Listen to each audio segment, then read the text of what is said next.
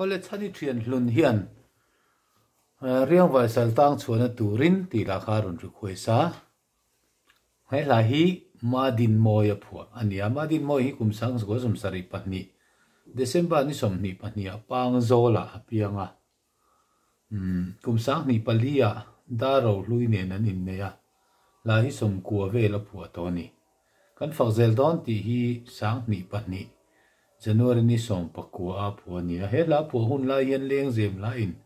zora ma tuam na sa a chim ne le a chu Mâdinmawia chuan poet em a thalai rol leng zem hlalama an thledul dul mai chu ril run na tak zeta Christian ram tia in chal thei hia si in pathian fangna hla kan tuipui thei lo chu ve em a among ang chuan pathian ne na tong train hla dil tangon me he ta tang hian pathian chuan kan fakzel don ti la hi alo petani he la hi lutein aron salar ta em ani kha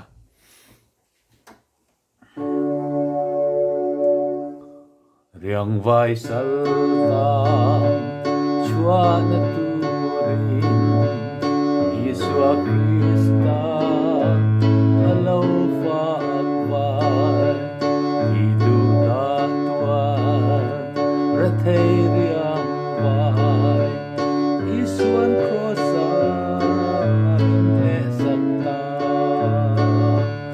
Hallelujah